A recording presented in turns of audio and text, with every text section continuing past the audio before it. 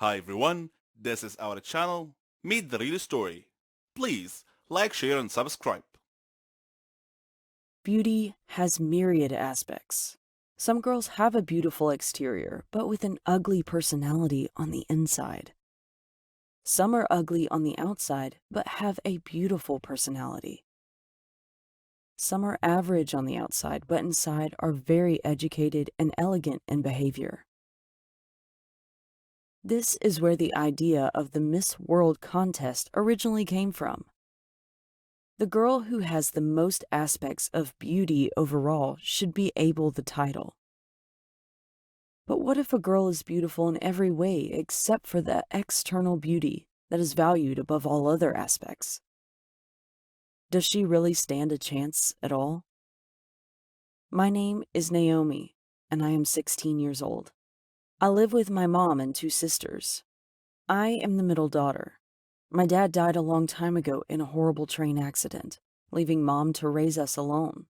So she taught us to be independent, to trust in ourselves, and to determine our own paths in life. We excelled at school and had plenty of friends. But life didn't give us everything. There is always a blemish on anyone's life. For me, it was beauty. I was boringly plain looking. No one wanted to date me.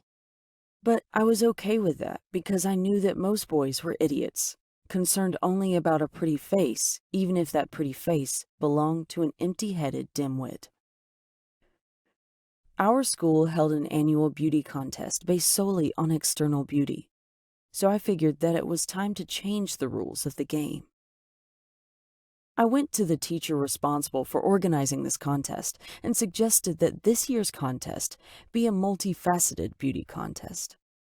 I explained about considering internal aspects of beauty, such as maturity, responsibility, social interactions, academic performance, environmental awareness, character, personality, talent, hobbies, aspirations, etc. The teacher smiled and told me that she didn't have the control in this matter, but said she would speak with the principal. She asked for 2 days to try to persuade him. The 2 days crawled by at a snail's pace, but I was rewarded by my new rules adopted for this year's beauty contest. It would focus on both the inner and outer aspects of beauty. The student body was divided on the issue.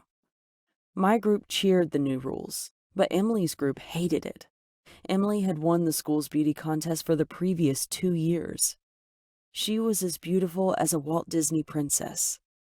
Long blonde hair, lovely soothing voice, green eyes, elegant posture, but snobbish, vapid, shallow, narrow-minded.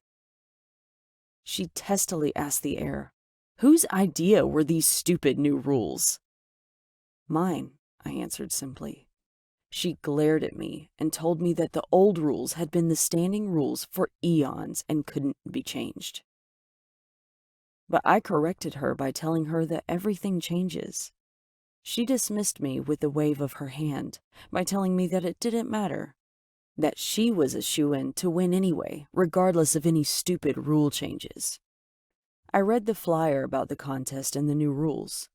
One facet to be evaluated was how well a student contributed to the school's goals of fostering kindness and learning.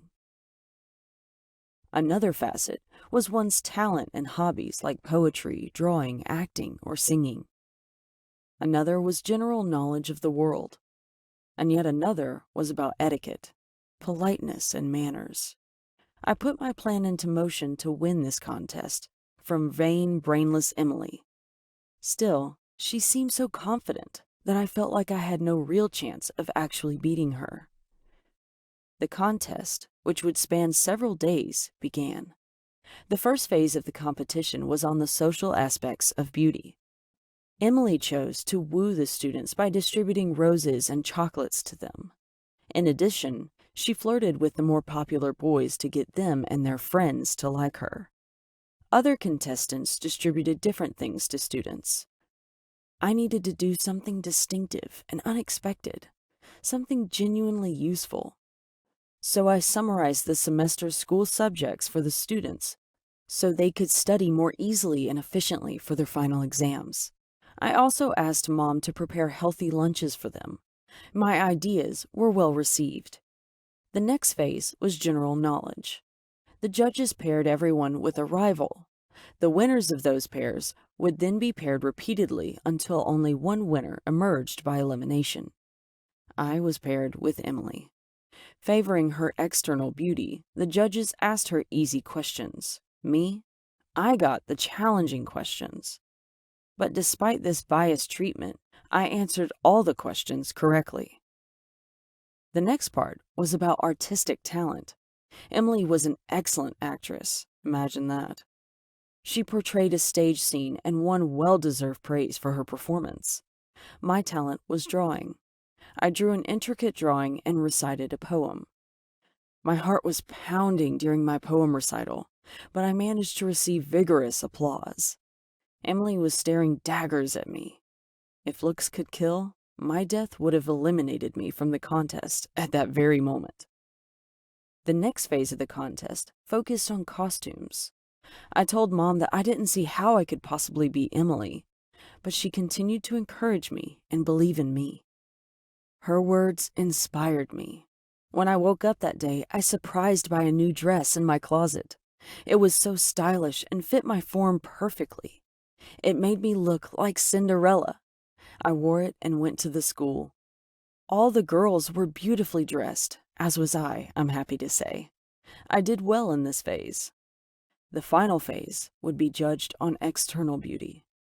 The judging began, and all the contestants were so beautifully made up, with expensive hairdos and elegant sparkly dresses, that my spirit plummeted as my chances of winning seemed almost nil. Then suddenly, I had a crazy idea. I whispered in Mom's ear and went into the restroom. When they called my name, I walked up onto the stage in clean, neat, everyday school clothes, with no makeup and no fancy hairdo. Just plain old me. I asked the judges for permission to speak, and they allowed it. Directing my speech to the students present, I explained that my external appearance was not what true beauty was about. Yes, I could dress up and smile for one day to impress the judges. But what about the other days of the year? People's outward appearance should be respectful, decent, and proper all the time. When I finished my speech, it was met with enthusiastic applause, even by the judges.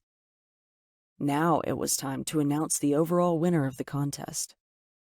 As is typical, they announced the third-place winner, then the second-place winner. I hadn't heard my name yet and was sure that Emily's name was about to be announced for first place.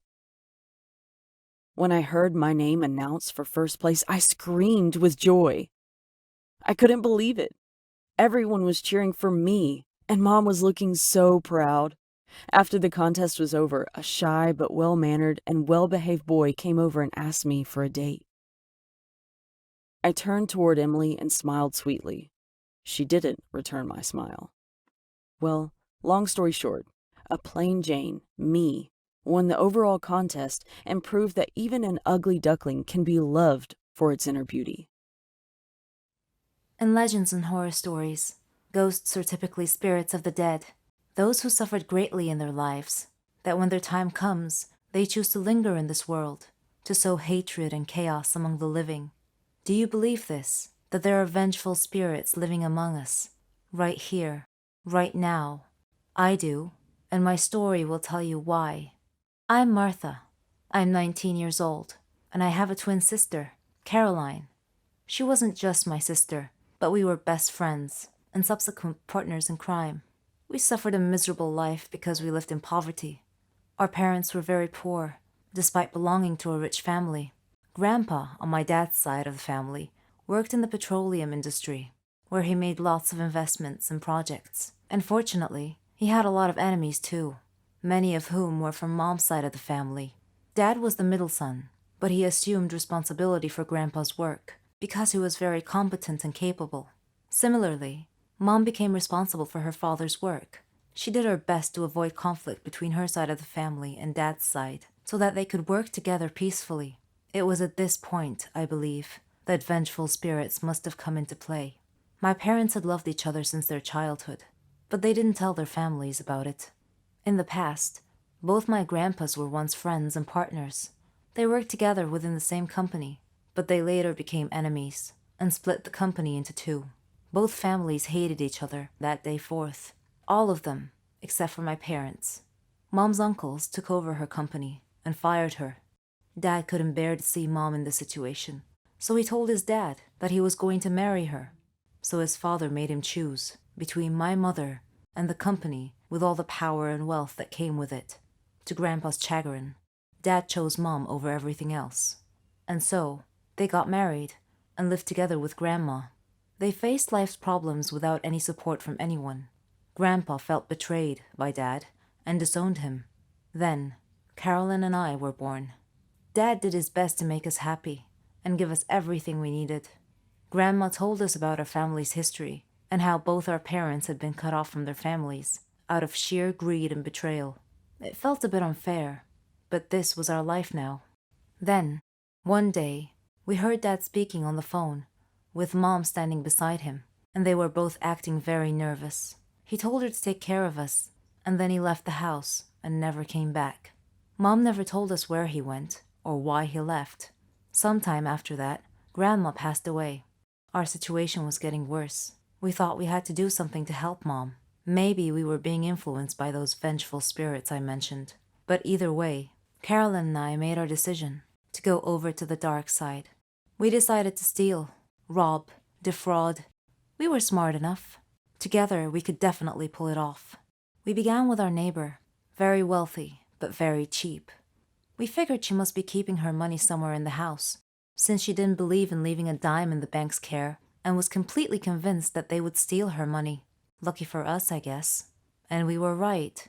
We infiltrated her house when she was away and found a load of money stashed away under a loose tile on the floor. Took some time to find, but we got it. When we got home, the house was completely deserted. Mom wasn't there. Her clothes were all gone from the wardrobe. We were on our own now. We began exploiting jewelry shop owners. We would pretend to be a wealthy customer and tell the owner that we wanted to take the jewelry home to show our mom and get her opinion. We would drug hotel owners and put all the money in their safe into a bag, then scream and call for help, saying that the owner had just collapsed, creating a diversion and disappearing in the crowd. We were getting quite good at it. Our wealth slowly grew day by day. Mom called every now and then to check that we were fine on our own. Of course, she knew nothing about our work or what we were doing to survive. Our ultimate goal was to earn a lot of money and run away to another country to start a new life. One evening, I was with my friends, and I met a guy named Craig. He was rich, but somehow seemed different than all the people we robbed. Later I found out, to my surprise, that he was our cousin, the grandson of the man that had taken everything away from my mother and fired her. Unsure of what to do, I told Carolyn what I knew. She went ecstatic. She told me that this was our chance to take back everything, the company, the money that belonged to us. But for the first time, we didn't quite agree. Craig was nothing like his father. He wasn't greedy. He was kind and gentle.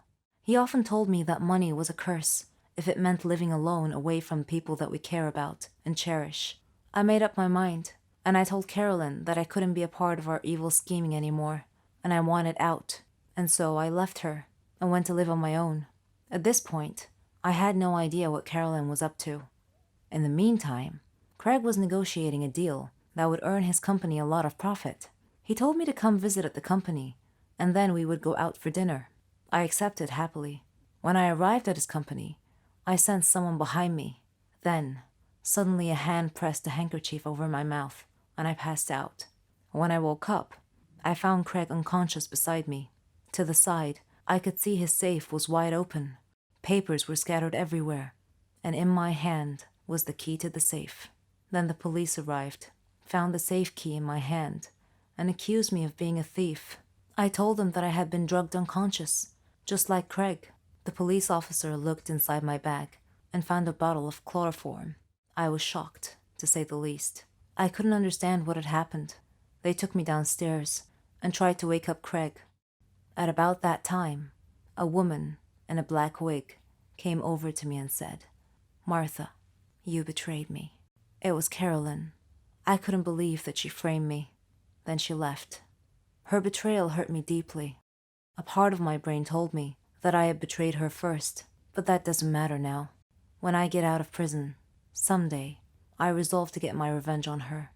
We were no longer sisters. Just as we had been betrayed by our families before us, we were now locked into yet another circle of family betrayal.